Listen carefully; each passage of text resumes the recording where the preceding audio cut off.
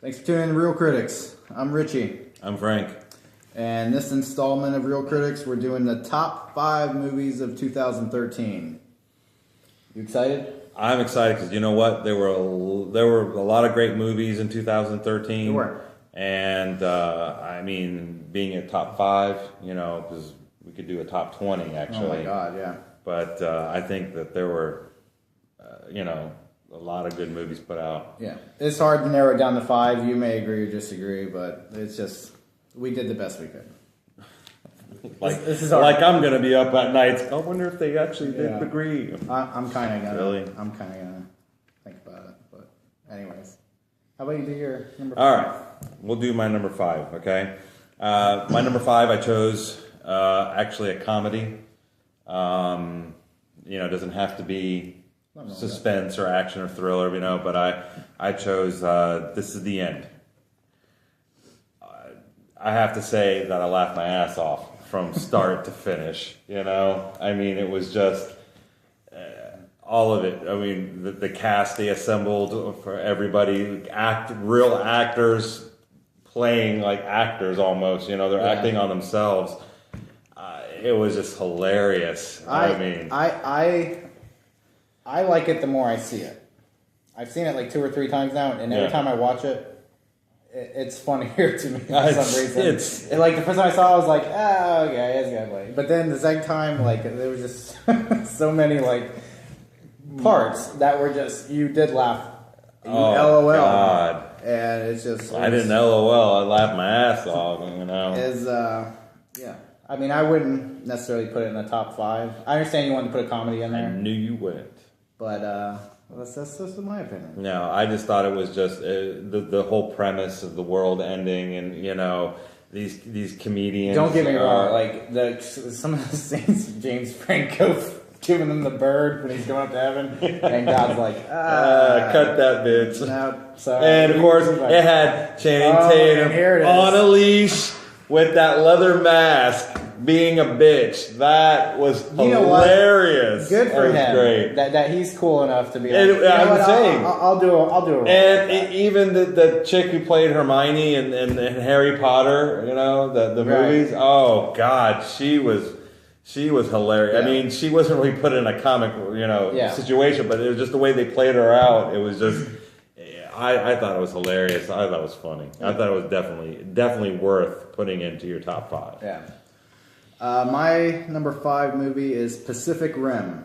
That was a good movie. Solid. That movie was badass. That was. That's the correct term for it because, oh my God, they're remaking Godzilla. I guarantee you, they were like, damn it, I wish we had done something like that because it was just. It was awesome to me. Yeah. Everything about the movie. I thought it didn't have all these big name actors. No, and it did. I mean, but it works sometimes. This is proof that you don't need that. All you need is a good script. You gotta have good actors. I mean, well, yeah, but I mean, they acted well, but they're not known. And the thing of it was that I love the whole robots. Big giant robots. Fighting aliens. One body can't handle it. You need two. And the two have to be able to be in sync. So it was just an awesome movie. Yes. Pulling that big ship from the ocean. Oh my God! Even when he had they had the sword switch and then they came out. That was. And the special effects were awesome in it. I mean, I have to say it was like the camera shooting. Unlike the Transformers, where sometimes shit happens so fast on the Transformers, you're like, well, what did I really see? All looked like it was a bunch of metal cranking, whatever. When you saw this, you actually saw what was happening. Yeah.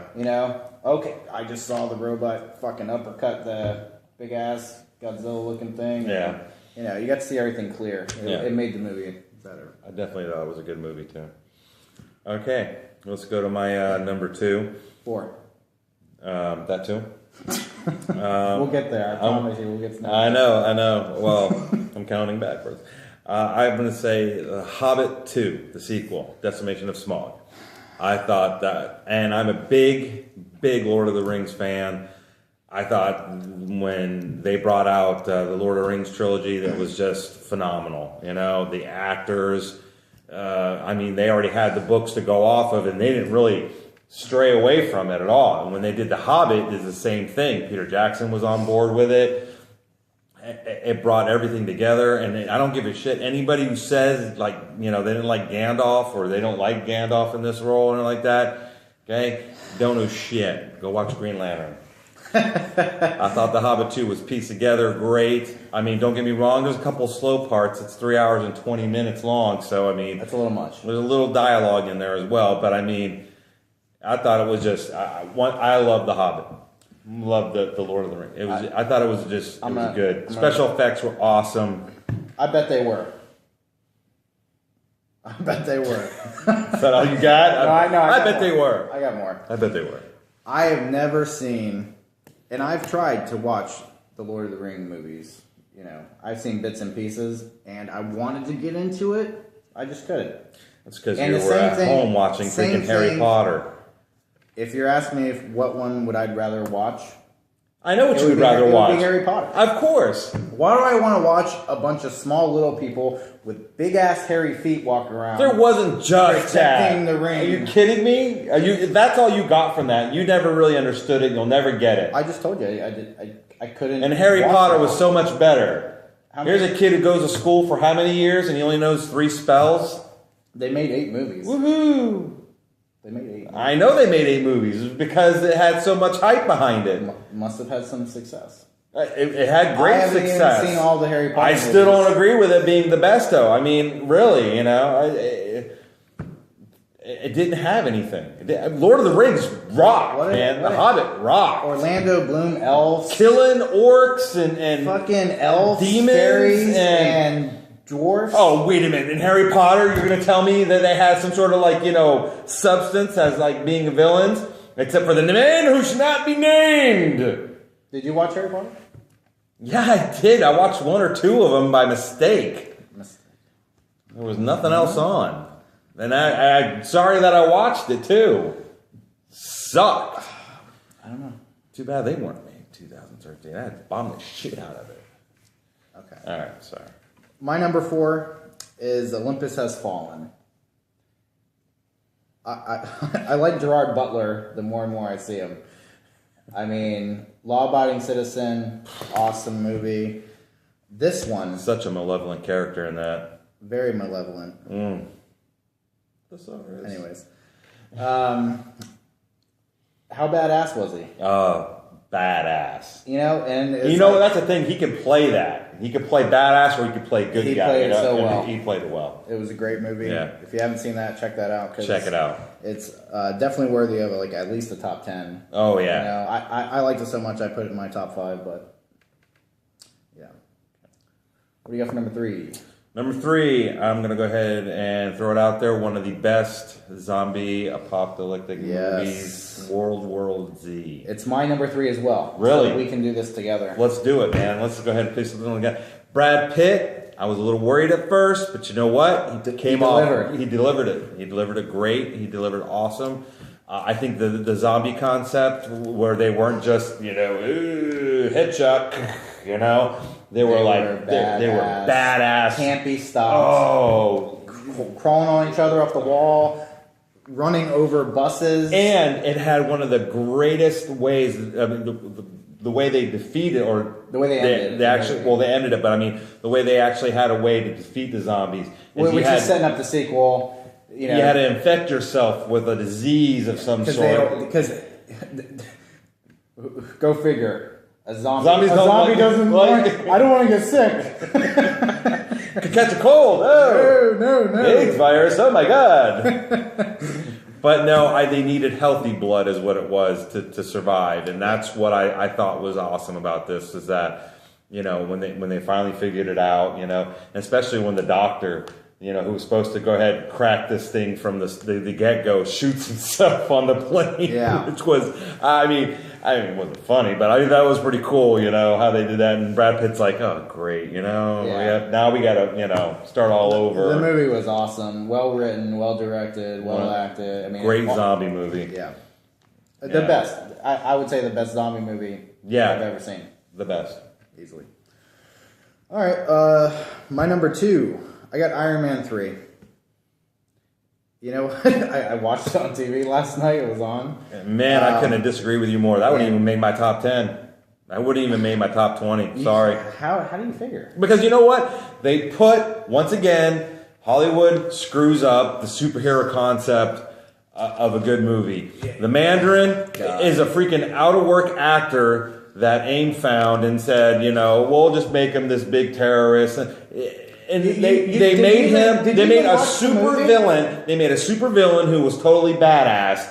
And he was the Mandarin. Everybody out there knows what I'm talking about when I sit there and say a badass villain, because he was. And then they made him this freaking second-rate, out-of-work actor. And then they sit there and You're missing the point. I didn't miss the point. But the thing of it is that if you're going to use somebody like that, you could have called him, Schmo the terrorist, who's got a vengeance out for Iron Man. You didn't have to use the Mandarin, because now they can't use him. What are they going to do? They're going to say, oh no, we'll bring him back later, or I guess we don't have enough, movie time for that. It was just... You're missing the point. He wasn't the Mandarin. He was a cover-up for the Mandarin. Stupid. It wasn't And then the kid's sidekick, funny.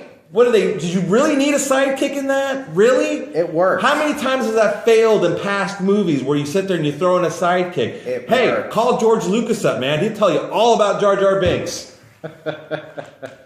What a mistake that freaking was. I'm so excited to hear number 1. I can't wait. Well, we're not on number 1. Yeah, I don't know what else we can say about it. You want to do your number 2? Yeah, we'll do my number 2. Go ahead. Well, do you want to say anything else about your number? I think it's well deserved, especially from I think it fell short from the other two. I think it did. You could say that, and I wouldn't disagree with your opinion.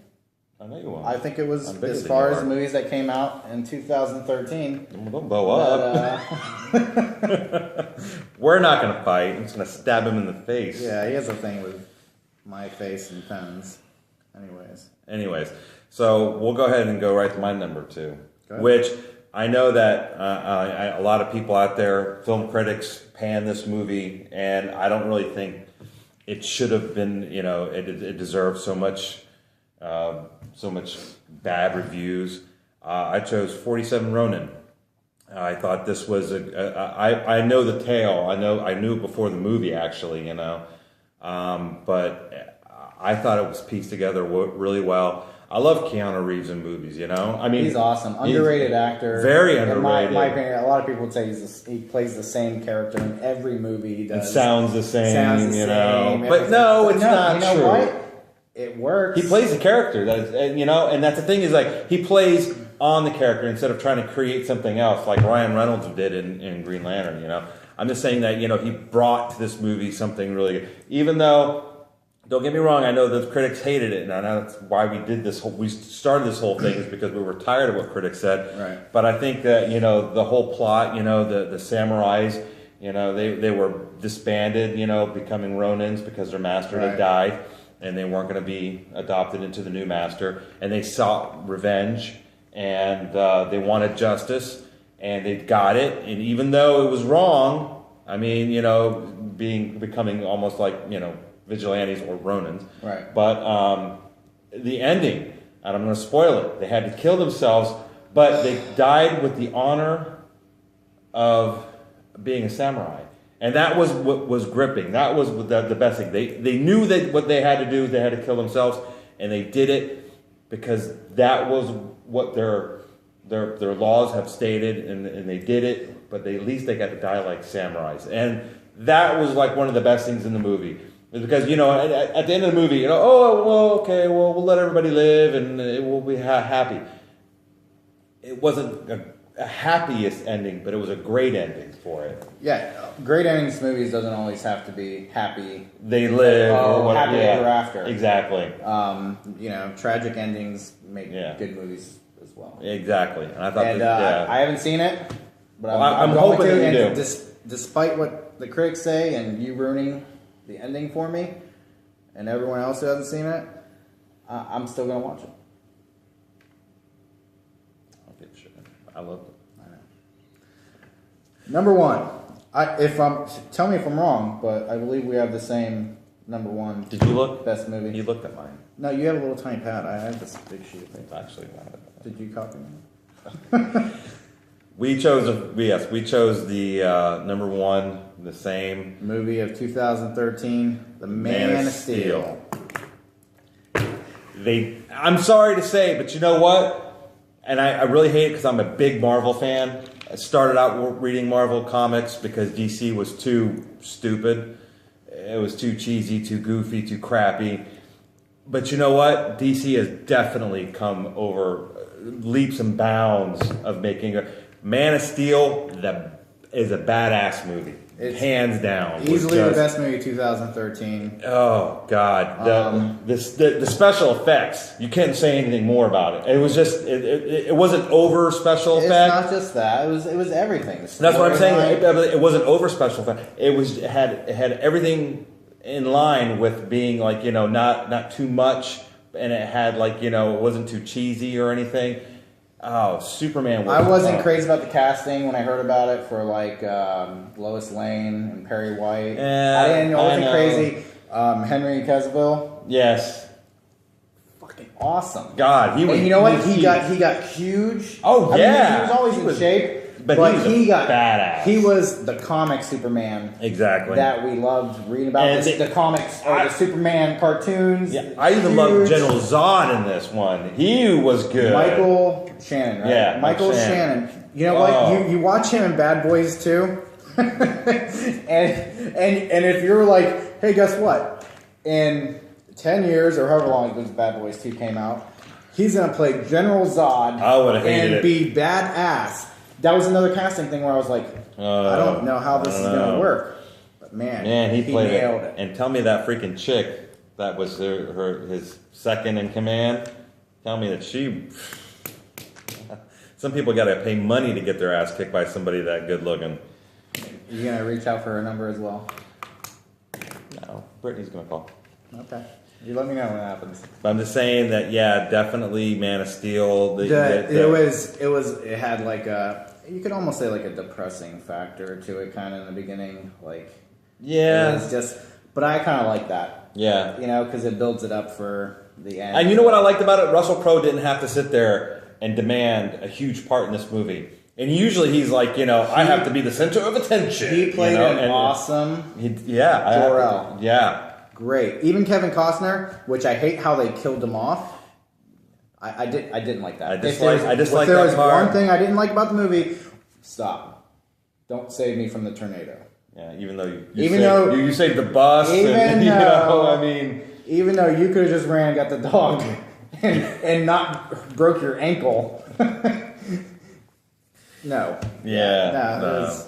But anyways, no, I'm just saying that how they put together the origin, how they put together the villains, how equally matched they were, and how he had to sit there and kill him at the end. Yeah, break the neck.